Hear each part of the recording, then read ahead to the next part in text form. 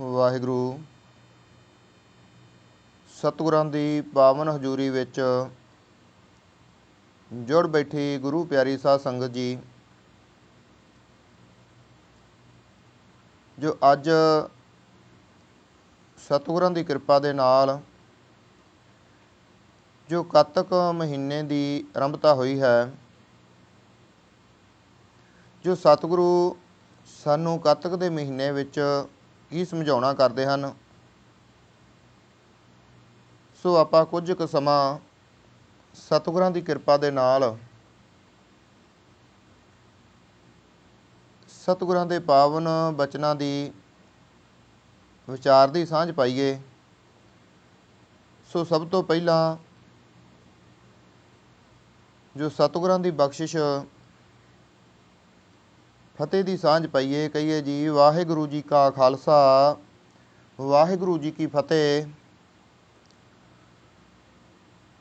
ਸੋ ਸਤਿਗੁਰੂ ਕਿਰਪਾ ਕਰਦੇ ਹਨ। ਕੱਤਕ ਕਰਮ ਕਮਾਵਣੇ ਦੋਸ਼ ਨ ਕਾਹੂ ਜੋਗ, ਪਰਮੇਸ਼ਰ ਤੇ ਭੁੱਲਿਆ ਵਿਆਪਣ ਸਭੇ ਰੋਗ। ਵੇ ਮੁਖ ਹੋਏ ਰਾਮ ਤੇ ਲੱਗਣ ਜਨਮ ਵਿਜੋਗ, ਖਿਨ ਮਹਿ ਕੌੜੇ ਹੋਏ ਗਏ ਜਿਤੜੇ ਮਾਇਆ ਭੋਗ। ਵਿੱਚ ਨਾ ਕੋਈ ਕਰ ਸਕੈ ਇਸਥੈ ਰੋਵਹਿ ਰੋਜ਼, ਕੀਤਾ ਕਿਛੂ ਨਾ ਹੋਵਈ ਲਿਖਿਆ ਧੁਰ ਸੰਜੋਗ। ਵਡਭਾਗੀ ਮੇਰਾ ਪ੍ਰਭ ਮਿਲੈ ਤਾਂ ਉਤਰੈ ਸਭ ਬਯੋਗ, ਨਾਨਕ ਕੋ ਪ੍ਰਭ ਰਾਖ ਲਹਿ ਮੇਰੇ ਸਾਹਿਬ ਬੰਦੀ ਮੋਚ। ਕੱਤਕ ਹੋਵੈ ਸਾਧ ਸੰਗ ਬਿਨਸਹਿ ਸਭੇ ਸੋਚ। ਧੰਨ ਧੰਨ ਸਾਹਿਬ ਸ੍ਰੀ ਗੁਰੂ ਅਰਜਨ ਦੇਵ ਜੀ ਮਹਾਰਾਜ ਕਿਰਪਾ ਕਰਦੇ ਹਨ ਕਿ ਕੱਤਕ ਦਾ ਮਹੀਨਾ ਆਰੰਭ ਹੋਇਆ ਹੈ। ਕਿ ਹੇ ਪ੍ਰਾਣੀ, ਜਿਹੜੇ ਕਰਮ ਤੂੰ ਆਪਣੀ ਜ਼ਿੰਦਗੀ ਦੇ ਅੰਦਰ ਕਰਦਾ ਪਿਆ, ਇਹਨਾਂ ਕੀਤੇ ਹੋਏ ਕਰਮਾਂ ਦਾ ਫਲ ਵੀ ਤੈਨੂੰ ਭੁਗਤਣਾ ਪੈਣਾ ਹੈ। ਆਪਣੀ ਜ਼ੁਬਾਨ ਤੋਂ ਕਦੀ ਵੀ ਕਿਸੇ ਤੇ ਦੋਸ਼ ਨਾ ਲਾ। ਕਿਸੇ ਤੇ ਦੋਸ਼ ਲਗਾਉਣਾ, ਕੀਤੇ ਹੋਏ ਤੇਰੇ ਕਰਮ ਤੇ ਦੋਸ਼ ਕਿਸੇ ਹੋਰ ਤੇ ਲਾਵੇਂ, ਇਹ ਤੈਨੂੰ ਸ਼ੋਭਦਾ ਨਹੀਂ, ਤੈਨੂੰ ਚੰਗਾ ਨਹੀਂ ਲੱਗਦਾ ਕਿ ਕਰਮ ਮੈਂ ਕਰਾਂ ਤੇ ਫਲ ਕੋਈ ਹੋਰ ਭੁਗਤੇ। ਦਿੱਤਾ ਹੈ ਦੋਸ਼ ਨਾ ਦੇਊ ਕਿਸੈ, ਦੋਸ਼ ਕਰਮਾਂ ਆਪਣਿਆਂ ਜੋ ਮੈਂ ਕੀਆ ਸੋ ਮੈਂ ਪਾਇਆ, ਦੋਸ਼ ਨਾ ਦੀਜੈ ਅਵਰ ਜਨਾ। ਸਾਹਿਬ ਨੇ ਬਚਨ ਕੀਤਾ ਕਿ ਜਦੋਂ ਮਨੁੱਖ ਪਰਮਾਤਮਾ ਦੇ ਚਰਨਾਂ ਨਾਲੋਂ ਟੁੱਟ ਜਾਵੇ, ਮਾਲਕ ਦੇ ਚਰਨਾਂ ਤੋਂ ਬੇਮੁਖ ਹੋ ਜਾਵੇ, ਮਾਲਕ ਦੀ ਯਾਦ ਉਸ ਦੇ ਮਨ ਵਿੱਚੋਂ ਵਿਸਰ ਜਾਵੇ, ਤਾਂ ਪਰਮਾਤਮਾ ਤੋਂ ਟੁੱਟਣਾ ਹੀ ਸਾਰੇ ਦੁੱਖਾਂ ਨੂੰ ਆਵਾਜ਼ ਦੇਣੀ ਹੈ। ਤੇ ਧੰਨ ਗੁਰੂ ਅਰਜਨ ਸਾਹਿਬ ਜੀ ਕਹਿੰਦੇ ਹਨ ਕਿ ਜਿਸ ਮਨੁੱਖ ਦਾ ਅੰਦਰ ਪਰਮਾਤਮਾ ਤੋਂ ਦੂਰ ਹੋ ਗਿਆ, ਉਸ ਦੇ ਅੰਦਰ ਨੂੰ ਪਰਮਾਤਮਾ ਨਾਲ ਜੁੜਨ ਤੋਂ ਬਿਨਾਂ ਹੋਰ ਕੋਈ ਟਿਕਾ ਨਹੀਂ। ਸਾਹਿਬ ਕਹਿੰਦੇ ਹਨ ਕਿ ਜੋ ਕੁਝ ਤੂੰ ਕਰਦਾ ਪਿਆ, ਉਹ ਕੁਝ ਤੈਨੂੰ ਆਪਣੀ ਜ਼ਿੰਦਗੀ ਵਿੱਚ ਕਮਾਉਣਾ ਪੈਣਾ ਹੈ, ਤੈਨੂੰ ਭੁਗਤਣਾ ਪੈਣਾ ਹੈ। ਪਰ ਕਰਮ ਕਰਦਿਆਂ ਇੱਕ ਗੱਲੋਂ ਸੁਚੇਤ ਰਹੀਂ ਕਿ ਤੂੰ ਉਹ ਕਰਮ ਨਾ ਕਰੀਂ ਜਿਸ ਨਾਲ ਤੈਨੂੰ ਮਾਲਕ ਦੀ ਦਰਗਾਹ ਦੇ ਵਿੱਚ, ਮਾਲਕ ਦੇ ਸਾਹਮਣੇ ਤੈਨੂੰ ਆਪਣੇ ਕੀਤੇ ਹੋਏ ਕਰਮਾਂ ਕਰਕੇ ਸ਼ਰਮਸਾਰ ਹੋਣਾ ਪਵੇ। ਤੈਨੂੰ ਸ਼ਰਮਸਾਰ ਉਹ ਕਰਮ ਕਰਨ। ਬਾਬਾ ਫਰੀਦ ਜੀ ਦਾ ਵੀ ਬਚਨ ਹੈ, ਫਰੀਦਾ ਜਿੰਨੀ ਕਮੀ ਨਾਹੇ ਗੁਣ ਤੇ ਕਮੜੇ ਵਸਾਰ, ਮਤ ਸ਼ਰਮਿੰਦਾ ਥੀ ਵਈ ਸਾਈਂ ਦੇ ਦਰਬਾਰ। ਕਿ ਜਿਸ ਕੰਮ ਨਾਲ ਤੇਰੇ ਕੁਝ ਪੱਲੇ ਨਹੀਂ ਪੈਣਾ, ਜਿਹੜੇ ਕੰਮਾਂ ਕਰਕੇ ਤੈਨੂੰ ਮਾਲਕ ਦੇ ਸਾਹਮਣੇ ਸ਼ਰਮਿੰਦਿਆਂ ਹੋਣਾ ਪਵੇ, ਉਹ ਕੰਮ ਕਦੀ ਨਾ ਕਰੀ। ਉਹ ਕਰਮ ਤੈਨੂੰ ਸ਼ਰਮਸਾਰ ਕਰ ਦੇਣਗੇ। ਸਤਿਗੁਰੂ ਕਹਿੰਦੇ ਕੱਤਕ ਕਰਮ ਕਮਾਵਣੇ, ਕਿ ਕੱਤਕ ਦੇ ਮਹੀਨੇ ਰਾਹੀਂ ਸਤਿਗੁਰੂ ਕਿਰਪਾ ਕਰਦੇ ਹਨ ਕਿ ਜਿਹੜੇ ਇਨਸਾਨ ਤੂੰ ਕਰਮ ਕਰਦਾ ਪਿਆ, ਦੋਸ਼ ਨਾ ਕਾਹੂ ਜੋਗ, ਇਹਨਾਂ ਕੀਤੇ ਹੋਏ ਕਰਮਾਂ ਦਾ ਦੋਸ਼ ਕਿਸੇ ਹੋਰ ਨੂੰ ਨਾ ਦੇਵੀਂ। ਤੈਨੂੰ ਚੰਗੀ ਗੱਲ ਨਹੀਂ ਕਿਸੇ ਤੇ ਦੋਸ਼ ਲਗਾਉਂਦਿਆਂ। ਕਰਮ ਤੂੰ ਬੁਰੇ ਕਰੇ ਤੇ ਦੋਸ਼ ਕਿਸੇ ਹੋਰ ਤੇ ਲਾਵੇਂ। ਕਿ ਪੁੱਛਿਆ ਫਿਰ ਮਹਾਰਾਜ ਦੁਖੀ ਕਿਉਂ ਹਾਂ? ਮੈਂ ਦੁਖੀ ਕਿਉਂ ਹਾਂ? ਸਾਹਿਬ ਕਹਿੰਦੇ ਪਰਮੇਸ਼ਰ ਤੇ ਭੁੱਲਿਆ ਵਿਆਪਣ ਸਭੇ ਰੋਗ। ਜਦੋਂ ਪਰਮੇਸ਼ਰ ਭੁੱਲ ਜਾਂਦਾ ਹੈ, ਮਨ ਵਿੱਚੋਂ ਵਿਸਰ ਜਾਂਦਾ ਹੈ, ਉਹਦਾ ਭੈ ਵਿਸਰ ਜਾਂਦਾ ਹੈ, ਇਨਸਾਨ ਬੁਰੇ ਕਰਮ ਕਰਦਾ ਹੈ। ਰੋਗ ਉਦੋਂ ਲੱਗਦੇ ਹਨ ਜਦੋਂ ਸਾਈਂ ਭੁੱਲ ਜਾਵੇ। ਭੁੱਲ ਜਾਣਾ ਹੀ ਸਭ ਤੋਂ ਵੱਡਾ ਰੋਗ ਹੈ। ਪਰਮੇਸ਼ਵਰ ਤੋਂ ਵਿਛੋੜਾ ਪੈ ਜਾਣਾ ਹੀ ਸਭ ਤੋਂ ਵੱਡਾ ਰੋਗ ਹੈ। ਕਹਿੰਦੇ ਜਦੋਂ ਰੱਬ ਭੁੱਲ ਜਾਏ ਤਾਂ ਕਿਹੜੇ ਰੋਗ ਲੱਗਦੇ ਹਨ ਤੇ ਉਹਨਾਂ ਦੀ ਨਿਵਰਤੀ ਕਿਵੇਂ ਹੁੰਦੀ ਹੈ। ਧੰਨ ਗੁਰੂ ਨਾਨਕ ਸਾਹਿਬ ਮਹਾਰਾਜ ਵੀ ਕਹਿੰਦੇ ਹਨ ਕਿ ਸਰੀਰ ਨੂੰ ਰੋਗ ਲੱਗੇ ਤਾਂ ਅਸੀਂ ਕੁਰਲਾ ਉੱਠਦੇ ਹਾਂ, ਪਰ ਜਿਹੜਾ ਸਾਈਂ ਦੇ ਵਿਛੋੜੇ ਦਾ ਰੋਗ ਕਈ ਜਨਮਾਂ ਦਾ ਰੋਗ ਲੱਗਾ ਹੈ, ਉਸ ਦੀ ਸਮਝ ਕਿਸੇ ਵਿਰਲੇ ਵਿਰਲੇ ਨੂੰ ਹੀ ਲੱਗਦੀ ਹੈ। ਉਹ ਜਦੋਂ ਵਿਛੋੜਾ ਪ੍ਰਮਾਤਮਾ ਤੋਂ ਸਮਝਦਾ ਹੈ, ਪਤਾ ਨਹੀਂ ਕਿੰਨੇ ਜਨਮ ਸਾਨੂੰ ਵਿਛੜਿਆਂ ਨੂੰ ਹੋ ਗਏ, ਇਹ ਵਿਛੋੜਾ ਕਦੋਂ ਦੂਰ ਹੋਵੇਗਾ। ਤਾਂ ਧੰਨ ਗੁਰੂ ਪਾਤਸ਼ਾਹ ਕਹਿੰਦੇ ਹਨ ਕਿ ਭਾਈ ਤੂੰ ਇਸ ਵਿਛੋੜੇ ਨੂੰ ਪਹਿਲਾਂ ਦੂਰ ਕਰਨ ਦਾ ਉਪਰਾਲਾ ਕਰ। ਦੁੱਖ ਵਿਛੋੜਾ ਇੱਕ ਦੁੱਖ ਭੂਖ, ਕਿ ਵਿਛੋੜੇ ਦਾ ਦੁੱਖ ਤੇ ਮਾਇਆ ਦੀ ਭੁੱਖ ਸਭ ਤੋਂ ਵੱਡਾ ਪਹਿਲਾ ਰੋਗ ਇਹੀ ਬੰਦੇ ਨੂੰ ਲੱਗਾ ਹੈ। ਇਹੀ ਇਨਸਾਨ ਨੂੰ ਲੱਗਾ ਹੈ ਕਿ ਆਪਣੇ ਮਾਲਕ ਤੋਂ ਵਿਛੋੜਾ ਪੈ ਗਿਆ। ਦੁੱਖ ਵਿਛੋੜਾ ਸਭ ਤੋਂ ਵੱਡਾ ਦੁੱਖ ਹੈ ਵਿਛੋੜੇ ਦਾ, ਕਿ ਪ੍ਰਮਾਤਮਾ ਤੋਂ ਵਿਛੜ ਗਿਆ। ਦੁੱਖ ਵਿਛੋੜਾ ਇੱਕ ਦੁੱਖ ਭੂਖ, ਦੂਜੀ ਮਾਇਆ ਦੀ ਭੁੱਖ, ਤ੍ਰਿਸ਼ਨਾ ਦੀ ਭੁੱਖ। ਇੱਕ ਦੁੱਖ ਸਖਤ ਵਾਰ ਜਮਦੂਤ, ਇੱਕ ਹੋਰ ਦੁੱਖ ਜੋ ਡਾਢੇ ਜਮਦੂਤ, ਮੌਤ ਦਾ ਡਰ, ਕਿ ਮੈਂ ਕਦੋਂ ਮਰ ਨਾ ਜਾਵਾਂ, ਮੈਂ ਕਿਤੇ ਮਰ ਨਾ ਜਾਵਾਂ। ਇਹ ਸਭ ਤੋਂ ਵੱਡਾ ਦੁੱਖ ਇਸ ਨੂੰ ਲੱਗ ਗਿਆ ਜੋ ਮਰਨ ਤੋਂ ਡਰਦਾ ਹੈ। ਇੱਕ ਦੁੱਖ ਸਖਤ ਵਾਰ ਜਮਦੂਤ, ਇੱਕ ਦੁੱਖ ਰੋਗ ਲੱਗੇ ਤਨ ਧਾਏ, ਇੱਕ ਮਾਨਸਿਕ ਰੋਗ ਜੋ ਰੋਗ ਪੈਦਾ ਕਰਦਾ ਹੈ, ਜੋ ਮਨ ਦੇ ਰੋਗ ਪੈਦਾ ਕਰਦਾ ਹੈ। ਮਾਨਸਿਕ ਰੋਗ, ਵੈਦ ਨਾ ਭੋਲੇ ਦਾਰੂ ਲਾਏ, ਕਿ ਹੇ ਭੋਲੇ ਵੈਦ ਤੂੰ ਕਿਸ ਰੋਗ ਦਾ ਇਲਾਜ ਕਰੇਂਗਾ, ਕਿਸ ਰੋਗ ਦੀ ਦਵਾਈ ਦੇਵੇਂਗਾ। ਤੂੰ ਦਵਾਈ ਨਾ ਦੇ, ਇਹ ਜੋ ਮੈਨੂੰ ਵਿਛੋੜੇ ਦਾ ਰੋਗ ਹੈ ਇਹ ਪ੍ਰਮਾਤਮਾ ਨੂੰ ਮਿਲਣ ਕਰਕੇ ਹੀ ਦੂਰ ਹੋਵੇਗਾ, ਇਹ ਦਵਾਈ ਨਾਲ ਠੀਕ ਨਹੀਂ ਹੋਵੇਗਾ। ਕਹਿੰਦੇ ਹਨ ਕਿ ਸਭ ਤੋਂ ਪਹਿਲਾਂ ਰੋਗ ਵਿਛੋੜਾ, ਦੂਜਾ ਰੋਗ ਵਿਛੜ ਕੇ ਜਿਹੜੀ ਤ੍ਰਿਸ਼ਨਾ ਤੇਰੇ ਅੰਦਰ ਨੂੰ ਚਿੰਬੜੀ ਹੈ, ਤੇਰੇ ਅੰਦਰ ਨੂੰ ਸੰਤੋਖ ਨਹੀਂ, ਇਹ ਤੇਰੇ ਅੰਦਰ ਦੀ ਭੁੱਖ ਹੀ ਦੂਜਾ ਰੋਗ ਹੈ। ਤੀਜਾ ਰੋਗ ਹੈ ਮੌਤ ਦਾ। ਚੌਥਾ ਰੋਗ ਜਿਹੜਾ ਸਰੀਰ ਨੂੰ ਲੱਗ ਜਾਏ ਕਿ ਮੇਰੇ ਸਤਿਗੁਰੂ ਇਹ ਰੋਗ ਲੱਗ ਕਿਸ ਤਰ੍ਹਾਂ ਗਿਆ, ਕੀ ਕਾਰਨ ਸੀ। ਪਾਤਸ਼ਾਹ ਕਹਿੰਦੇ ਹਨ ਖਸਮ ਵਸਾਰ ਕੀਏ ਰਸ ਭੋਗ, ਤਾਂ ਤਨ ਉੱਠ ਖਲੋਏ ਰੋਗ। ਪਰਮੇਸ਼ਰ ਤੇ ਭੁੱਲਿਆ ਵਿਆਪਣ ਸਭੇ ਰੋਗ। ਤੂੰ ਆਪਣੇ ਮਾਲਕ ਨੂੰ ਭੁੱਲ ਕੇ, ਉਹਦਾ ਭੈ ਭੁੱਲ ਕੇ, ਉਹਨੂੰ ਮਨੋਂ ਵਸਾਰ ਕੇ ਜੋ ਤੂੰ ਕਰਮ ਕੀਤੇ, ਦੁਨਿਆਵੀ ਰਸ ਭੋਗਦਾ ਰਿਹਾ, ਤਾਂ ਤਨ ਉੱਠ ਖਲੋਏ ਰੋਗ, ਕਿ ਤਾਂ ਹੀ ਤੈਨੂੰ ਇਹ ਭਾਈ ਰੋਗ ਲੱਗ ਗਏ। ਪਰਮੇਸ਼ਰ ਤੇ ਭੁੱਲਿਆ ਵਿਆਪਣ ਸਭੇ ਰੋਗ, ਇਹ ਪਰਮੇਸ਼ਰ ਨੂੰ ਭੁੱਲਣ ਕਰਕੇ ਹੀ ਇਹ ਵੱਡਾ ਰੋਗ ਲੱਗ ਗਿਆ। ਵੇਮੁਖ ਹੋਏ ਰਾਮ ਤੇ ਲੱਗਣ ਜਨਮ ਵਿਜੋਗ। ਵਿਜੋਗ ਦਾ ਅਰਥ ਹੈ ਵਿਛੋੜਾ।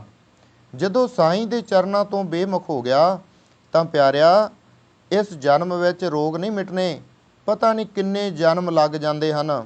ਜਿਹੜੇ ਸਾਈਂ ਦੇ ਚਰਨਾਂ ਤੋਂ ਟੁੱਟ ਗਏ, ਜਿਹੜੇ ਮਾਲਕ ਦੀ ਯਾਦ ਨੂੰ ਵਿਸਾਰ ਬੈਠੇ, ਆਪਣੇ ਪਿਆਰੇ ਨੂੰ ਭੁੱਲ ਗਏ, ਆਪਣੇ ਮਾਲਕ ਨੂੰ ਭੁੱਲ ਗਏ, ਸਤਿਗੁਰੂ ਕਹਿੰਦੇ ਪਤਾ ਨਹੀਂ ਕਿੰਨੇ ਜਨਮ ਲੱਗ ਜਾਂਦੇ ਹਨ।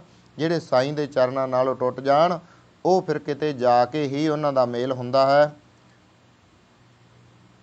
ਬਹੁਤ ਜਨਮ ਵਿਛਰੇ ਥੇ ਮਹਾਦੋ, ਇਹ ਜਨਮ ਤੁਮਾਰੇ ਲੇਖੇ, ਕਹਿ ਰਵਿਦਾਸ ਆਸ ਲਗ ਜੀਵੋਂ, ਪਰ ਚਿਰ ਭਇਓ ਦਰਸ਼ਨ ਦੇਖੇ। ਸੋ ਸਾਹਿਬ ਕਹਿੰਦੇ ਹਨ ਕਿ ਦੇਖ ਬੇਮੁਖ ਹੋ ਜਾਏਗਾ ਤਾਂ ਵਿਛੋੜੇ ਕਈ ਜਨਮਾਂ ਦੇ ਪੈ ਜਾਣਗੇ। ਬੇਮੁਖ ਹੋਏ ਰਾਮ ਤੇ ਲੱਗਣ ਜਨਮ ਵਿਜੋਗ, ਉਹਨਾਂ ਦੇ ਅੰਦਰ ਨੂੰ ਕਦੀ ਟਿਕਾ ਨਹੀਂ। ਸਾਹਿਬ ਕਹਿਣ ਲੱਗੇ ਪਿਆਰਿਆ ਜਦੋਂ ਅੰਤਲਾ ਸਮਾਂ ਆਇਆ, ਜਿਨ੍ਹਾਂ ਦੀ ਖਾਤਰ ਤੂੰ ਗੁਰੂ ਤੋਂ ਬੇਮੁਖ ਹੋਇਆ ਸੀ, ਸੰਸਾਰ ਦੇ ਰਸ ਭੋਗ ਰਿਹਾ ਸੀ, ਸਾਹਿਬ ਕਹਿਣ ਲੱਗੇ ਕਿ ਬੇਮੁਖ ਹੋਏ ਰਾਮ ਤੇ ਲੱਗਣ ਜਨਮ ਵਿਜੋਗ, ਖਿੰਨਵੇਂ ਕੌੜੇ ਹੋਏ ਗਏ ਜਿਤੜੇ ਮਾਇਆ ਭੋਗ। ਜਿਤਨੇ ਵੀ ਮਾਇਆ ਦੇ ਭੋਗ ਤੂੰ ਭੋਗੇ, ਜਿਤਨੇ ਵੀ ਤੂੰ ਮਾਇਆ ਦੇ ਰਸ ਭੋਗੇ, ਮੋਹ ਦਾ ਰਸ, ਲੋਭ ਦਾ ਰਸ, ਤ੍ਰਿਸ਼ਨਾ ਦਾ ਰਸ, ਸਾਰੇ ਪਦਾਰਥ ਜਿੰਨੇ ਵੀ ਤੂੰ ਭੋਗਦਾ ਰਿਹਾ, ਇੱਕ ਖਿਣ ਵਿੱਚ ਹੀ ਕੌੜੇ ਹੋ ਗਏ, ਇੱਕ ਪਲ ਵਿੱਚ ਹੀ ਕੌੜੇ ਹੋ ਗਏ। ਕਿਵੇਂ ਕੌੜੇ ਹੋ ਗਏ, ਮੂੰਹ ਕਾਇਮ ਹੈ। ਸਭ ਕੁਝ ਸਰਾਣੇ ਪਿਆ, ਪਰ ਅੰਦਰ ਖਾਣ ਦੀ ਤਾਕਤ ਨਹੀਂ। ਅੰਦਰੋਂ ਹੰਸ ਉਡਾਰੀ ਮਾਰ ਗਿਆ। ਹੁਣ ਤਰਲੇ ਲੈਂਦਾ ਹੈ ਕਿ ਕੋਈ ਮੇਰਾ ਆਵੇ ਮੈਨੂੰ ਬਚਾ ਲਵੇ, ਕੋਈ ਮੇਰਾ ਆਵੇ ਮੈਨੂੰ ਸਾਂਭ ਲਵੇ। ਸਾਹਿਬ ਕਹਿਣ ਲੱਗੇ, ਵਿੱਚ ਨਾ ਕੋਈ ਕਰ ਸਕੇ, ਕਿਸ ਤੈ ਰੋਵੇਂ ਰੋਜ਼।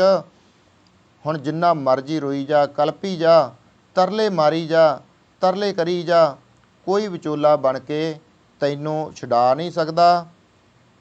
ਹੁਣ ਤੈਨੂੰ ਆਪਣਾ ਕੀਤਾ ਹੋਇਆ ਭੁਗਤਣਾ ਪੈਣਾ ਹੈ।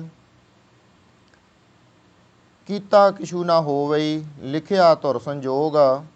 ਜੋ ਧੁਰ ਦਰਗਾਹ ਤੋਂ ਲਿਖਿਆ ਗਿਆ ਤਾਂ ਹੁਣ ਕੋਈ ਕੀ ਕਰ ਸਕਦਾ ਹੈ। ਪਰ ਪਿਆਰਿਓ, ਇੱਕ ਰਸਤਾ ਦੱਸ ਦਿੱਤਾ। ਕਹਿੰਦੇ ਹਨ, ਤੂੰ ਬਚ ਸਕਦਾ ਹੈ, ਤੂੰ ਬਚ ਸਕਦਾ ਹੈ ਜੇ ਕਿਤੇ ਸਤਿਗੁਰੂ ਦੇ ਗਿਆਨ ਦੀ ਸਮਝ ਤੈਨੂੰ ਆ ਜਾਵੇ, ਸਤਿਗੁਰਾਂ ਦੇ ਬਚਨ ਤੈਨੂੰ ਸਮਝ ਆ ਜਾਣ, ਸਤਿਗੁਰਾਂ ਦੀ ਗੁਰਬਾਣੀ ਨੂੰ ਤੂੰ ਸਮਝ ਲਵੇਂ। ਕੀਤਾ ਕਿਛੂ ਨਾ ਹੋਵੇ, ਲਿਖਿਆ ਧੁਰ ਸੰਜੋਗ। ਵਡਭਾਗੀ ਮੇਰਾ ਪ੍ਰਭ ਮਿਲੈ, ਤਾਂ ਉਤਰਹਿ ਸਭ ਬਯੋਗ। ਜਿਸ ਤੋਂ ਵਿਛੜਿਆ ਹੈ, ਗੁਰੂ ਕਿਰਪਾ ਕਰੇ, ਉਹ ਗੁਰੂ ਤੈਨੂੰ ਮਿਲ ਜਾਵੇ, ਤੈਨੂੰ ਗਿਆਨ ਮਿਲ ਜਾਵੇ, ਤੈਨੂੰ ਸਮਝ ਆ ਜਾਵੇ ਕਿ ਮੈਂ ਇਸ ਧਰਤੀ 'ਤੇ ਕੀ ਕਰਨ ਆਇਆ ਸੀ, ਮੇਰਾ ਜਨਮ ਕਿਸ ਵਾਸਤੇ ਹੋਇਆ ਹੈ, ਅਤੇ ਉਹ ਪਰਮੇਸ਼ਵਰ ਦੀ ਪ੍ਰਕਿਰਤੀ ਕੀ ਹੈ, ਉਹਦਾ ਨਿਯਮ ਕੀ ਹੈ, ਉਹਦੇ ਨਿਯਮ ਦੇ ਅਨੁਸਾਰ ਚੱਲਣਾ ਕਿਵੇਂ ਹੈ। ਜੇਕਰ ਤੈਨੂੰ ਇਹ ਸਮਝ ਆ ਜਾਵੇ, ਵਡਭਾਗੀ ਮੇਰਾ ਪ੍ਰਭ ਮਿਲੇ ਤਾਂ ਉਤਰੇ ਸਭ ਯੋਗ। ਜਿਹੜੇ ਵਿਛੋੜੇ ਦਾ ਦੁੱਖ ਤੈਨੂੰ ਲੱਗ ਗਿਆ ਸੀ, ਇਹ ਬਖਸ਼ਿਆ ਜਾ ਸਕਦਾ ਹੈ ਜੇਕਰ ਤੂੰ ਆਪਣੇ ਮਾਲਕ ਦੇ ਨਾਲ ਜੁੜ ਜਾਵੇਂ, ਆਪਣੇ ਮਾਲਕ ਦੇ ਨਾਲ ਤੂੰ ਮਨ ਲਾ ਲਵੇਂ, ਉਹਨੂੰ ਸਮਝ ਲਵੇਂ। ਸਾਹਿਬ ਕਹਿੰਦੇ ਹਨ, ਫਿਰ ਜਦੋਂ ਤੈਨੂੰ ਗੁਰ ਮਿਲ ਜਾਏ, ਗੁਰੂ ਮਿਲ ਜਾਏ, ਤਾਂ ਉਹਨਾਂ ਦੇ ਚਰਨ ਫੜ ਲਵੀਂ। ਨਾਨਕ ਕੋ ਪ੍ਰਭ ਰਾਖ ਲੇ, ਮੇਰੇ ਸਾਹਿਬ ਬੰਦੀ ਮੋਚ। ਕਿ ਹੇ ਮੇਰੇ ਵਾਹਿਗੁਰੂ, ਕਿਰਪਾ ਕਰ, ਕਰਮ ਮੇਰੇ ਭਾਵੇਂ ਚੰਗੇ ਨਹੀਂ ਕੀਤੇ, ਕਰਮ ਕਰਕੇ ਵੀ ਨਾ ਕਹਿ ਕਿ ਮੈਂ ਮਾੜੇ ਕਰਮ ਕੀਤੇ, ਕਰਮ ਕਰਕੇ ਵੀ ਨਾ ਕਹਿ ਕਿ ਮੈਂ ਮਾੜੇ ਕਰਮ ਕੀਤੇ ਹਨ। ਸਾਹਿਬ ਕਹਿੰਦੇ ਹਨ, ਕਈ ਵਾਰੀ ਚੰਗੇ ਕਰਮ ਕਰਕੇ ਵੀ ਬੰਦਾ ਫਸ ਜਾਂਦਾ ਹੈ। ਦਾਨ ਕਰਨਾ ਕੋਈ ਮਾੜਾ ਕੰਮ ਨਹੀਂ, ਕਿਸੇ ਦੀ ਸੇਵਾ ਕਰਨਾ ਕੋਈ ਮਾੜਾ ਕੰਮ ਨਹੀਂ, ਕਿਸੇ 'ਤੇ ਦਇਆ ਕਰਨੀ ਕੋਈ ਮਾੜਾ ਕੰਮ ਨਹੀਂ, ਕਿਸੇ ਦੀ ਸਹਾਇਤਾ ਕਰਨੀ ਕੋਈ ਮਾੜਾ ਕੰਮ ਨਹੀਂ। ਸਾਹਿਬ ਕਹਿਣ ਲੱਗੇ ਕਿ ਪਿਆਰਿਆ, ਜੇ ਤੂੰ ਕਿਸੇ ਦੀ ਸਹਾਇਤਾ ਕੀਤੀ ਹੈ, ਕਿਸੇ 'ਤੇ ਦਇਆ ਕੀਤੀ ਹੈ, ਕੋਈ ਪੁੰਨ ਦਾਨ ਕੀਤਾ ਹੈ, ਤਾਂ ਕਹਿਣ ਲੱਗੇ ਕਿ ਕਰਮ ਚੰਗਾ ਸੀ, ਪਰ ਉਸ ਦਾ ਹੰਕਾਰ ਹੋ ਗਿਆ, ਉਸ ਨੂੰ ਹੰਕਾਰ ਦੇ ਵਿੱਚ ਬਦਲ ਦਿੱਤਾ। ਥਾਂ ਥਾਂ 'ਤੇ ਕਹਿਣ ਲੱਗ ਪਿਆ ਕਿ ਮੈਂ ਉਹਦਾ ਭਲਾ ਕੀਤਾ ਹੈ, ਮੈਂ ਇੱਥੇ ਇੰਨਾ ਦਾਨ ਦਿੱਤਾ ਹੈ, ਮੈਂ ਆਹ ਚੰਗੇ ਕਰਮ ਕੀਤੇ ਹਨ। ਇਸ ਦਾ ਤੈਨੂੰ ਹੰਕਾਰ ਹੋ ਗਿਆ, ਇਸ ਕਰਕੇ ਤੇਰੀ ਕੀਤੀ ਹੋਈ ਸੇਵਾ ਨੂੰ, ਤੇਰੇ ਕੀਤੇ ਹੋਏ ਦਾਨ ਨੂੰ ਤੇਰੀ ਹਉਮੈ ਨੇ, ਤੇਰੇ ਹੰਕਾਰ ਨੇ ਖਾ ਲਿਆ। ਤੇ ਦਾਤਾ ਕਿਹੜਾ ਕਰਮ ਕਰੀਏ? ਤਾਂ ਗੁਰੂ ਪਾਤਸ਼ਾਹ ਕਹਿੰਦੇ ਹਨ, ਸਾਰਿਆਂ ਕਰਮਾਂ ਤੋਂ ਸ੍ਰੇਸ਼ਟ ਕਰਮ ਹੈ ਹਰ ਕੀਰਤ ਸਾਧ ਸੰਗਤ ਹੈ, ਸਿਰ ਕਰਮਨ ਕੈ ਕਰਮਾ, ਕਹੋ ਨਾਨਕ ਤਿਸ ਭਇਓ ਪ੍ਰਾਪਤ, ਜਿਸ ਪੁਰਬ ਲਿਖੇ ਕਾ ਲਹਿਣਾ। ਸਭ ਤੋਂ ਸ੍ਰੇਸ਼ਟ ਕਰਮ ਇਹ ਹੈ ਕਿ ਸਾਈਂ ਦੇ ਚਰਨਾਂ ਵਿੱਚ ਚੰਗੇ ਕਰਮ ਕਰਕੇ ਵੀ ਕਹਿ ਕਿ ਮੇਰਾ ਕਰਮ ਚੰਗਾ ਨਹੀਂ। ਭਾਈ ਗੁਰਦਾਸ ਜੀ ਨੇ ਆਪਣੇ ਇੱਕ ਕਵਿਤ ਵਿੱਚ ਕਿਹਾ ਕਿ ਜਦੋਂ ਮੈਂ ਆਪਣੇ ਕੰਮਾਂ ਵੱਲ ਝਾਤੀ ਮਾਰਾਂ ਤਾਂ ਇਹ ਮੇਰੇ ਦਾਤਾ, ਲੋਕ ਕਹਿੰਦੇ ਹਨ ਕਿ ਮਾੜੇ ਕਰਮ ਵਾਲੇ ਨੂੰ ਨਰਕ ਵਿੱਚ ਢੋਈ ਨਹੀਂ ਮਿਲਦੀ।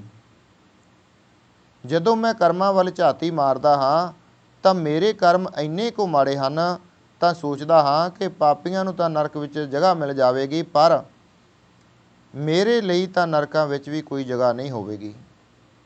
ਕਿ ਮੇਰੇ ਵਾਹਿਗੁਰੂ, ਮੈਨੂੰ ਰੱਖ ਲੈ। ਜੇਤਾ ਸਮੁੰਦ ਸਾਗਰ ਨੀਰ ਭਰਿਆ, ਤੇ ਔਗਣ ਹਮਾਰੇ, ਦਇਆ ਕਰੋ ਕਛ ਮੇਰੋ ਪਾਵੋ, ਡੁੱਬਦੇ ਪੱਥਰ ਤਾਰੇ, ਜੀੜਾ ਅਗਨ ਬਰਾਬਰ ਤਪੇ, ਭੀਤਰ ਵਗੇ ਕਾਤੀ, ਪ੍ਰਣਵਤ ਨਾਨਕ ਹੁਕਮ ਪਛਾਣੇ, ਸੁਖ ਹੋਵੇ ਦਿਨ ਰਾਤੀ। ਕਹਿਣ ਲੱਗੇ ਕਿ ਮੇਰੇ ਲਈ ਤਾਂ ਨਰਕਾਂ ਵਿੱਚ ਵੀ ਕੋਈ ਜਗ੍ਹਾ ਨਹੀਂ, ਮੇਰੇ ਔਗਣ ਇੰਨੇ ਹਨ। ਜਿਵੇਂ ਸਮੁੰਦਰ ਭਰਿਆ ਹੋਵੇ ਇਸ ਤਰ੍ਹਾਂ ਮੈਂ ਔਗਣਾਂ ਨਾਲ ਭਰਿਆ ਹਾਂ। ਤਾਂ ਸਤਿਗੁਰੂ ਕਹਿੰਦੇ ਇੱਕ ਕੰਮ ਕਰ ਲੈ, ਤੇਰੀ ਰੱਖਿਆ ਹੋ ਸਕਦੀ ਹੈ। ਕਤਕ ਹੋਵੇ ਸਾਧ ਸੰਗ, ਬਿਨਸੈ ਸਭੇ ਸੋਚ। ਜਿਹੜੀ ਚਿੰਤਾ ਤੈਨੂੰ ਲੱਗੀ ਹੋਈ ਹੈ ਕੱਤਕ ਦੇ ਮਹੀਨੇ ਵਿੱਚ ਗੁਰੂ ਪਿਆਰਿਆਂ ਦੀ, ਪਰਮੇਸ਼ਵਰ ਨਾਲ ਜੁੜਿਆ ਹੋਇਆਂ ਦੀ ਸੰਗਤ ਕਰਿਆ ਕਰ। ਫਿਰ ਦੇਖ ਤੇਰੀ ਸੋਚ, ਤੇਰੀ ਚਿੰਤਾ ਸਾਰੀ ਮਿਟ ਜਾਵੇਗੀ। ਜੁੜੇ ਹੋਏ ਕੋਲ ਇੰਨੀ ਕੁ ਬਰਕਤ ਹੁੰਦੀ ਹੈ, ਇੰਨੀ ਕੁ ਤਾਕਤ ਹੁੰਦੀ ਹੈ ਪਿਆਰਿਓ। ਗੁਰੂ ਘਰ ਵਿੱਚ ਬੜੀ ਰਹਿਮਤ ਹੈ। ਜੇ ਗੁਰੂ ਬਖਸ਼ੈਂਦ ਹੈ ਤਾਂ ਸਭ ਗੁਨਾਹ ਬਖਸ਼ ਦਿੰਦਾ ਹੈ। ਤੇ ਅਸੀਂ ਅਰਦਾਸ ਬੇਨਤੀ ਕਰਿਆ ਕਰੀਏ, ਪਿਛਲੇ ਗੁਨਾਹ ਬਖਸ਼ਾਏ ਜੀਓ, ਅਬ ਤੋਂ ਮਾਰਗ ਪਾਏ। ਹਰ ਕੀ ਚਰਨੀ ਲਾਗ ਰਹਾ, ਵਿੱਚੋਂ ਵਾਪ ਗਵਾਏ। ਸਤਿਗੁਰੂ ਕਿਰਪਾ ਕਰਨ, ਅੰਦਰੋਂ ਸ਼ਬਦ ਨਾਲ ਜੁੜ ਜਾਈਏ। ਕਤਕ ਹੋਵੇ ਸਾਧ ਸੰਗ, ਬਿਨਸੈ ਸਭੇ ਸੋਚ। ਕਿ ਸਤ ਸੰਗ ਦੇ ਵਿੱਚ ਗੁਰੂ ਨਾਲ ਮਿਲਣੀਆਂ ਜੁਗਤੀਆਂ ਮਿਲ ਜਾਂਦੀਆਂ। ਸਤਿਗੁਰੂ ਕਿਰਪਾ ਕਰਕੇ ਆਪਣੇ ਨਾਲ ਜੋੜ ਲੈਣ, ਅੰਦਰੋਂ ਸ਼ਬਦ ਨਾਲ ਜੁੜ ਜਾਈਏ। ਉਹ ਬੜਾ ਬਖਸ਼ਿੰਦ ਦਾਤਾ ਹੈ। ਜੇ ਅਜੇ ਤੱਕ ਨਹੀਂ ਜੁੜੇ ਤਾਂ ਅਰਦਾਸ ਕਰੀਏ ਤਾਂ ਜੋ ਜੁੜ ਜਾਈਏ ਕਿ ਸਤਿਗੁਰੂ ਸਾਨੂੰ ਵੀ ਆਪਣੇ ਚਰਨਾਂ ਨਾਲ ਜੋੜ ਲੈ। ਕਿਉਂਕਿ ਇੱਕ ਦਿਨ ਦੇਹ ਨੇ ਬਿਨਸ ਜਾਣਾ ਹੈ, ਦੇਹ ਨੇ ਖਤਮ ਹੋ ਜਾਣਾ ਹੈ, ਸਰੀਰ ਨੇ ਖਤਮ ਹੋ ਜਾਣਾ ਹੈ। ਸਵਾਸ ਸਵਾਸ ਸਤਿਗੁਰੂ ਨਾਲ ਜੁੜਾਂਗੇ ਤਾਂ ਸਤਿਗੁਰੂ ਕਿਰਪਾ ਕਰਨਗੇ, ਮਿਹਰ ਕਰਨਗੇ। ਸੋ ਜੋ ਇਹ ਸੀ ਕੱਤਕ ਦੇ ਮਹੀਨੇ ਵਿੱਚ ਸਤਿਗੁਰੂ ਜੀ ਸਾਨੂੰ ਸਮਝਾਉਣਾ ਕਰਦੇ ਕਿ ਭਾਈ ਤੈਨੂੰ ਜਨਮਾਂ ਜਨਮਾਂ ਦੇ ਜੋ ਰੋਗ ਲੱਗੇ ਹਨ ਵਿਛੋੜੇ ਦੇ, ਇਹ ਪਰਮੇਸ਼ਵਰ ਦੇ ਨਾਲ ਜੁੜਨ ਕਰਕੇ ਹੀ ਦੂਰ ਹੋਣਗੇ। ਜਿੰਨਾ ਚਿਰ ਤੂੰ ਅੰਦਰੋਂ ਪਰਮੇਸ਼ਵਰ ਨਾਲ ਨਹੀਂ ਜੁੜਦਾ, ਉਹਦੇ ਗਿਆਨ ਨੂੰ ਨਹੀਂ ਸਮਝਦਾ, ਉਹਦੇ ਨਿਯਮ ਨੂੰ ਨਹੀਂ ਸਮਝਦਾ, ਉਨਾ ਚਿਰ ਤੇਰਾ ਇਹ ਵਿਛੋੜੇ ਦਾ ਜੋ ਰੋਗ ਹੈ ਇਹ ਦੂਰ ਨਹੀਂ ਹੋਣਾ। ਸਤਿਗੁਰੂ ਕਿਰਪਾ ਕਰਨਾ, ਸਾਨੂੰ ਆਪਣੇ ਨਾਲ ਜੋੜ ਲੈਣ। ਸੋ ਇੰਨੀਆਂ ਕੁ ਬੇਨਤੀਆਂ ਪ੍ਰਵਾਨ ਕਰਨੀਆਂ। ਵਿਚਾਰਾਂ ਕਰਦਿਆਂ ਹੋਈਆਂ ਬੇਅੰਤ ਭੁੱਲਾਂ ਗਲਤੀਆਂ ਨੂੰ ਸਤਿਗੁਰੂ ਤੇ ਸਤਿਗੁਰੂ ਕੀ ਸੰਗਤ ਬਖਸ਼ਣਯੋਗ ਹੁੰਦੀ ਹੈ। ਅੱਗੇ ਵਾਸਤੇ ਸਤਿਗੁਰੂ ਸਮੱਤ ਬਖਸ਼ਣ, ਕਿਰਪਾ ਕਰਕੇ ਸੇਵਾ ਲੈਂਦੇ ਰਹਿਣ। ਸਤਿਗੁਰੂ ਕਿਰਪਾ ਕਰਨ, ਕੱਤਕ ਦਾ ਮਹੀਨਾ ਸਰਬੱਤ ਸੰਗਤਾਂ ਵਾਸਤੇ ਸੁੱਖ ਸ਼ਾਂਤੀ ਵਾਲਾ ਹੋਵੇ। ਸੋ ਹੋਈਆਂ ਭੁੱਲਾਂ ਗਲਤੀਆਂ ਨੂੰ ਬਖਸ਼ਦੇ ਹੋਏ ਫਤਿਹ ਦੀ ਸਾਂਝ ਕਰੀਏ ਜੀ।